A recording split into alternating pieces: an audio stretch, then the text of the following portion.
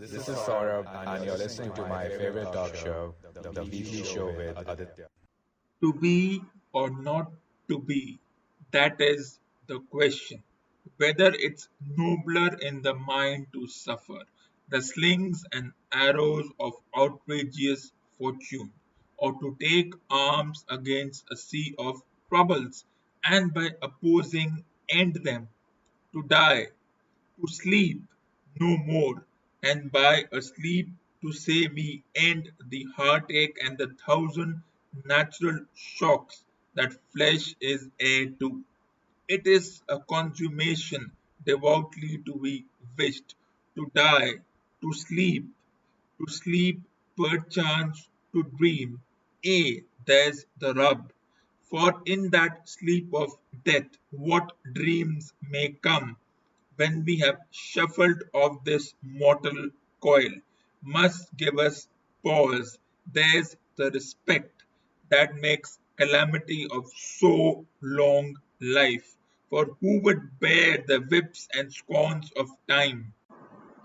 The oppressor's wrong, the proud man's contumely, the pangs of disprized love, the law's delay, the insolence of offense and the spurns that patient merit of unworthy takes, when he himself might his quietus make with a bare bodkin, who would fardels bear to grunt and sweat under a very life, but that dread of something after death, the undiscovered country from whose bourne no traveller returns, puzzles the will and makes us rather bear those ills we have then fly to others that we know not of, thus conscious, thus make cowards of us all, and thus the native hue of resolution is sickled over with the pale cast of thought, and enterprises of great pitch and moment with this regard their currents turn or why and lose the name of action.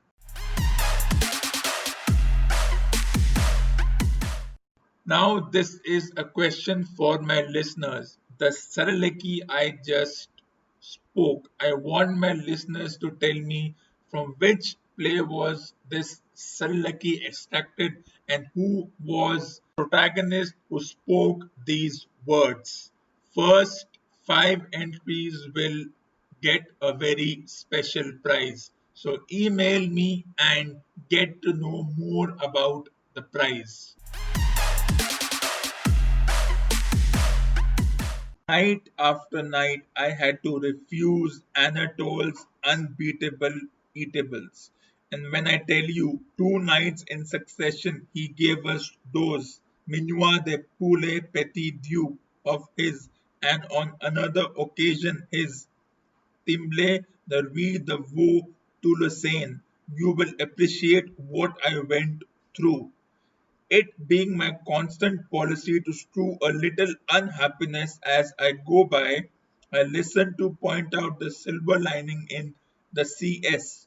Your sufferings must have been terrible, I agreed, but courage, Gussie, think of the cold steak and the kidney pie. I had struck the right note. His drawn face softened. Jeeves told you about that? He said the cook had it all ready and waiting for you. And I remember thinking at the time that she must be a pearl among women. Is not putting it all too strongly. She's an angel in human shape.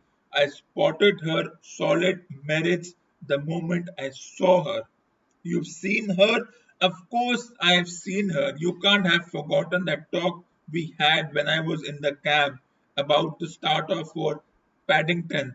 Though, why should you have got the idea that she looks like a Pekingese is more than I can imagine. A who? Emerald Stoker. She doesn't look in the least like a Pekingese. What's Emerald Stoker got to do with it? He seemed surprised. Didn't she tell you? Tell me what? that she was on her way here to take office as the Tortelleta's cook. I goggled. I thought for a moment that the privations through which he was passing must have unhinged this newet fancier brain. You say cook? I am surprised she didn't tell you. I suppose she felt that you weren't to be trusted to keep her secret. She would, of course, have spotted you as a babbler from the outset. Yes, she's the cook, all right. But why is she the cook? I said, getting down to the res in that direct way of mine. She explained that fully to me on the train. It appears that she is dependent on a monthly allowance from her father in New York, and normally she gets by reasonably comfortably on this. But early this month, she was unfortunate in her investments on the turf. Sunny Jim and the 3 o'clock at Kempton Park. I recall the horse to which he referred. Only prudent second thoughts had kept me from having a bit on it myself. Ran sixth in a field of 7 and she lost her little all.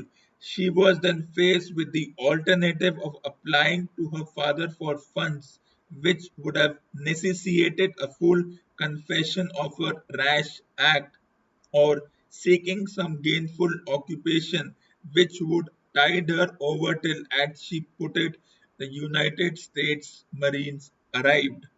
She could have touched me or her sister Pauline. My good ass, a girl like that doesn't borrow money.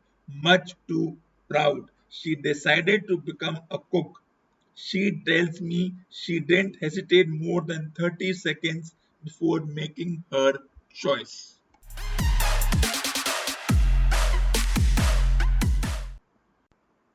Everybody, yeah, rock your body, yeah. Everybody, rock your body, right? Back streets, back, all right. Oh my God, we're back again. Brother, sister, everybody sing. Gonna bring the flavor, show you how. Got a question for you, better answer now. Am I original? Yeah. Am I the only one? Yeah. Am I sexual? Yeah. Am I everything you need? You better rock your body now. Everybody. Yeah, rock your body, yeah. Everybody, rock your body, right? Back streets, back, all right. Now throw your hands up in the air, wave them around like you just don't care. If you wanna party, let me hear you yell, because we got going it again. Am I original? Yeah. Am I the only one? Yeah. Am I sexual? Yeah. Am I everything you need? You better rock a body now. Everybody. Yeah. Rock your body. Yeah. Everybody. Rock your body, right? Back streets back, alright. Rock your body, right? Back streets back, alright. So everybody everywhere. Don't be afraid, don't have no fear. I'm gonna tell the world, make you understand. As long there'll be music, we'll be coming back again. Everybody, yeah. Rock your body, yeah, everybody, rock your body right, rock your body right, back streets back, alright, everybody, yeah, rock your body, yeah, everybody, rock your body right, back streets back, alright. The new education policy, or as I like to call it, old wine in a new bottle, states that while the board exams for grades 10 and 12th will be continued. The existing system of board and entrance examinations shall be reformed to eliminate the need of undertaking coaching classes. Let's discuss this first. Do we understand why parents send their votes to coaching classes? Because of the hand holding the coaching classes do. Everything that you need in terms of notes that we all look for. The cliff note versions of chapter are given. Yes, it is harmful, but because there is little time and so much to study, the coaching institutions give you everything on a platter. They make things easy for you, which means all you have to do is read the cliff note versions of the chapters. Everything is given to you. You are basically hand holded, or as we like to call it, there is spoon feeding in these coaching classes. And the way a mind is conditioned is to get everything on a platter. Don't have to work for it, don't have to read through a chapter and understand the chapter, because the pressure of the school leaving exams and the entrance exam is such. Let's continue what this new education policy, or an old wine in a new bottle, says further about the idea of coaching centers and changing the nature of these school leaving exams. To reverse these harmful effects of the current assessment system, board exams will be redesigned to encourage holistic development. Students will be able to choose many of the subjects in which they take board exams depending on their individual interests. While one can say that it is a good effort on the part of the federal government and the many federal education boards to change how exams are conducted, how the assessment system has to be holistically redeveloped. Well, the moot point here is, the key word here is, exams will still happen.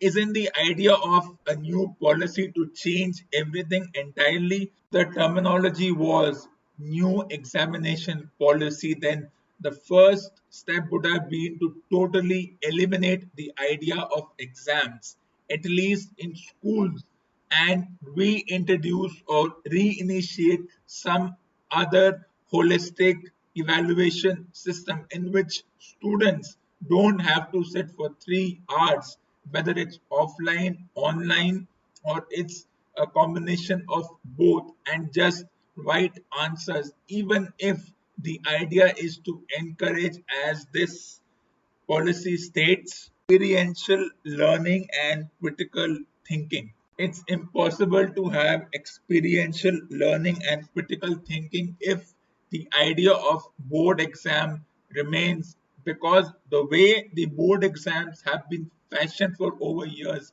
and yes, there is an attempt to close the door on how the exam used to be conducted and how it will be conducted, but still a few essentials will remain the same. Even if you reduce the syllabus and add the portion which encourage experiential learning and critical thinking, 3 hours is not enough for a student to show their critical thinking, because eventually you have to learn, you have to mug up things, and you have to give exams, because you have to pass on to the next class, or you have to go from the 12th to your college. Saying board exams are easier is a misnomer. There is no connection between easier board exams and exams. 3 hours or 2.5 hours doesn't justify a student's what the students have learned over the duration of a time spent in 1 year of school, that is 1 year of 10th, 11th, and 12th, or 3 years of 10th, 11th, and 12th, and then giving exams.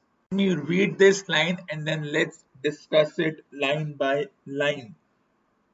The document adds all students will be allowed to take board exams on up to 2 occasions during any given school year, one main examination and one for improvement if desired. This basically adds in the psyche that a student is bound to fail and you can give an improvement exam.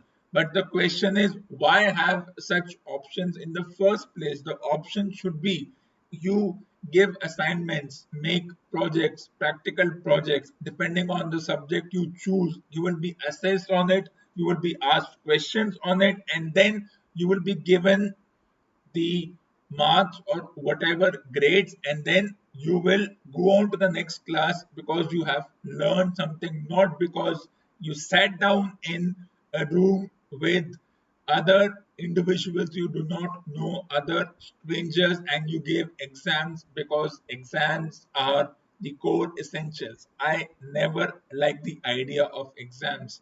They do not bring out any kind of critical thinking. The focus of students not going to coaching centers stop? Well, it's difficult to not send students to coaching centers because it's not the students, it's the parents who send. And why do they send? Because in coaching centers, in those 3 to 4 hours, you are focused, you are on the button, on the money as far as the subject is concerned. There are no distractions, but the whole idea of going to school is not just about learning and mugging up and more than just critical thinking. Let's take an example of how a subject could be taught, or rather should be taught in schools if such an education policy is to be implemented and introduced. As said in my previous episodes, teachers are not supposed to teach in the way we think they should teach. They are only facilitators, they can only show the door. Schools and colleges only give you a glimpse of what the subject is. Rest is self learning. So, the idea in the education policy should have been students will come to school 2 days in a week, they will come, they will discuss a subject, and then they will go home and they will read a subject, they will write their interpretation of the subject, they will come next week, and then there will be a discussion. Each student will have their own interpretation. For example, instead of the teacher drilling Einstein's theory of relativity into students, that is only from the teacher's point of view, what we can have is every student reading through it, having their own interpretation, and if a student says that this theory is wrong, then you should be able to listen to it. Otherwise, this entire education policy will not work if students are not given that leeway to have their own interpretation of a subject. Unless that happens, education doesn't go forward.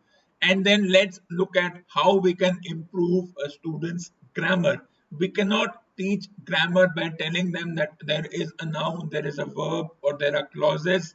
Nobody can remember grammar in that manner unless you do something practical, or unless you have role plays. That, let's say there is a role play where a student goes to a bank and they do the entire role play. That way, the student will be able to innovate the ideas. A holistic conversation will take place, and this way we will know how a student is improving or learning their grammar. And this should be for any subject, any language subject, be it Hindi, English, regional language, mother tongue, or anything else. It's quite strange that the focus of this new education policy is all about reducing the pressure of exams.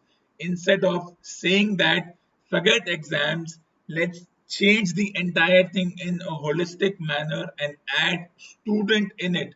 A teacher, as I said, and I will keep repeating, has a 10% role, while on the other hand, the student plays more than a 90% role when it comes to learning and developing. So, according to me and what I have interpreted so far, this new education policy is repackaging the one which we have used for over 34 years. And as I said, it's an old wine in a new bottle. It's all about repackaging and presentation. I do not see any novelty in what has been the new education policy so far, because the term new at this point is a misnomer. Let's go further before we. Document calls for an emphasis on mathematics and computational thinking, besides advocating the introduction of contemporary subjects such as artificial intelligence, design thinking,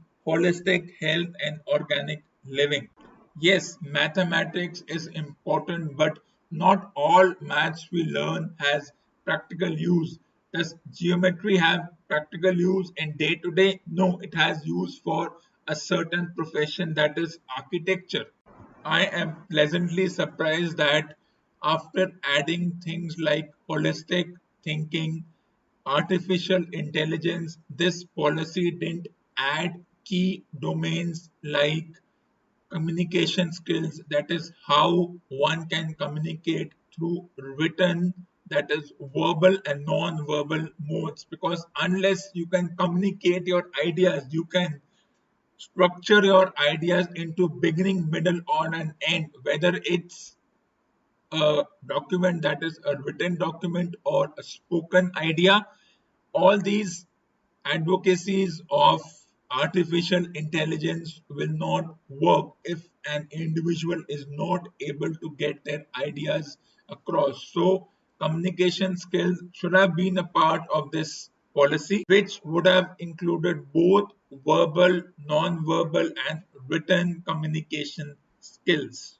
So this policy needs another round of discussions and evaluations, because as I said, it's been repackaged, but nothing novel has been added.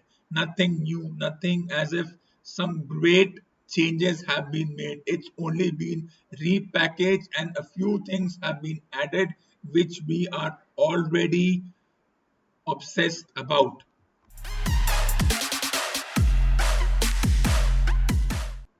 Did you know there was an England-Ireland match going on yesterday?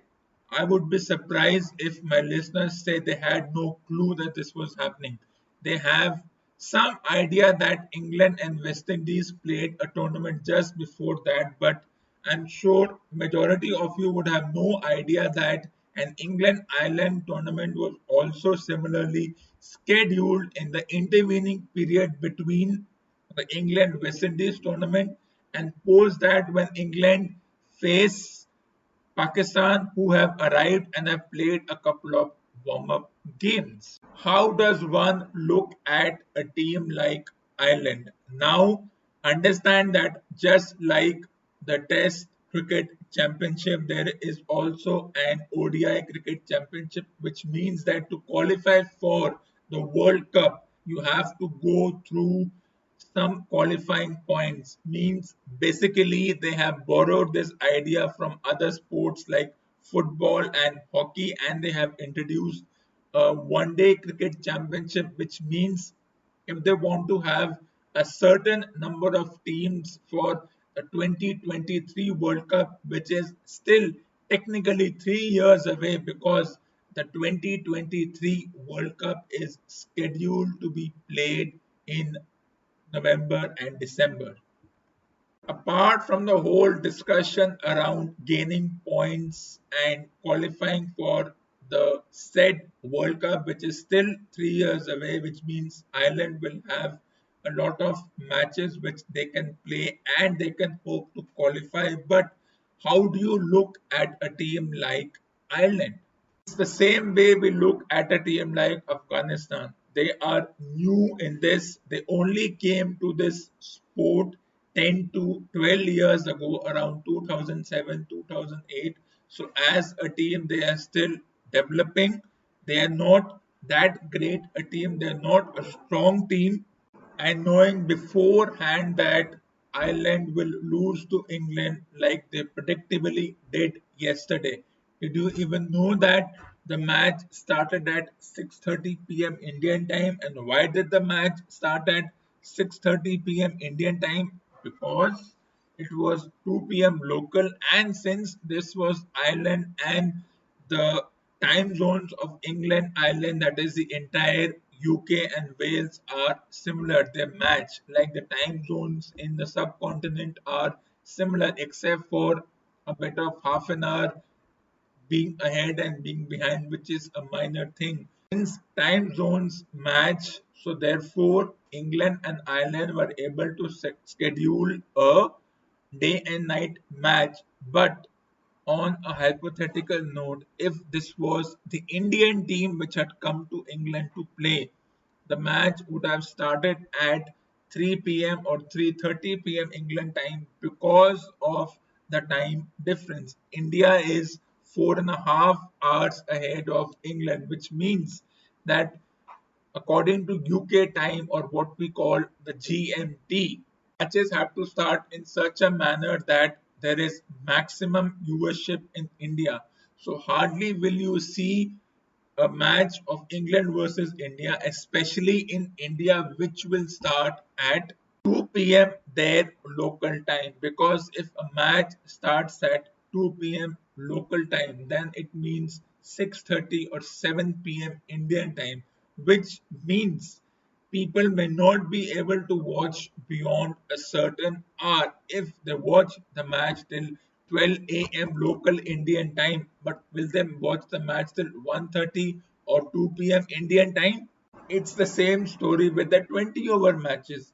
Another interesting aspect of this England Ireland tournament is that the players who were present for the West Indies tournament, who were in what we call the test bubble, are not allowed to go out of that bubble, which means that the likes of Stokes, Butler, Vokes, Archer, and Wood are not allowed to play for the one day tournament, which means England had a new look team except for Owen Morgan, who plays for England but is born in Ireland. Imagine like this, that a player from Afghanistan plays for India but is born in Afghanistan. That no way is going to happen. So no Stokes, no Butler, no Wood, no Archer, but nobody can, because who was the opposition? The opposition was Ireland. Means even if you had a couple of young players in the team, a couple of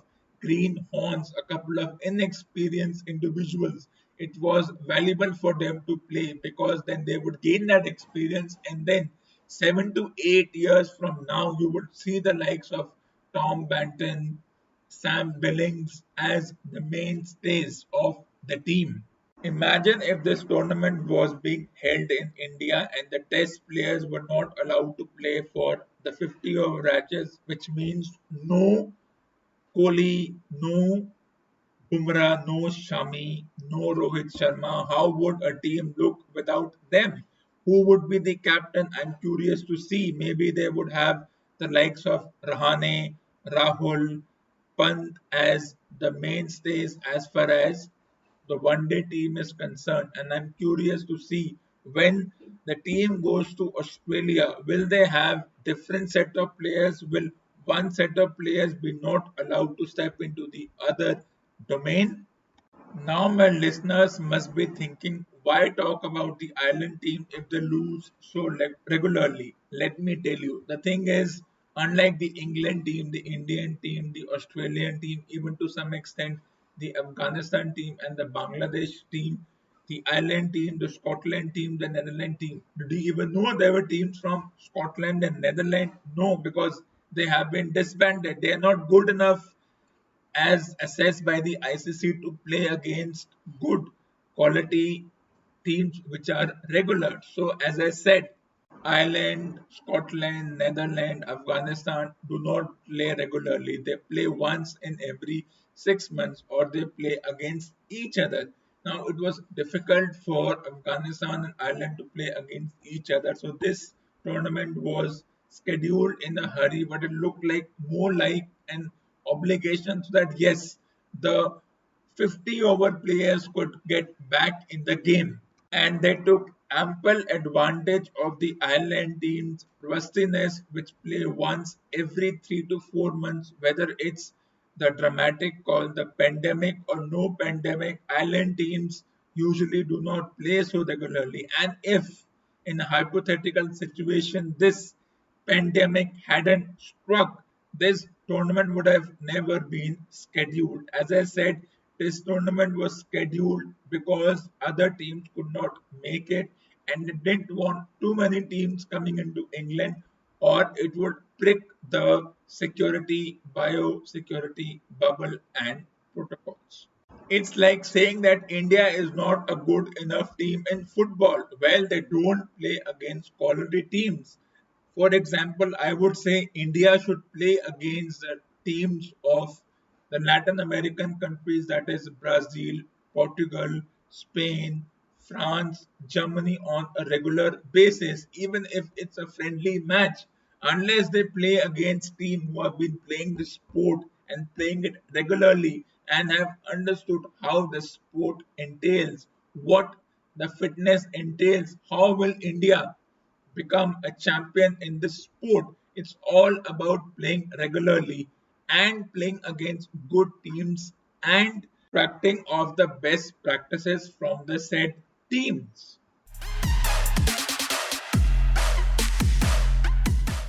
This ends July's final episode, episode number 241 on the 31st of July 2020. Stay tuned for the next episode. For more awesome content, tune in to the next episode of the weekly show with Aditya.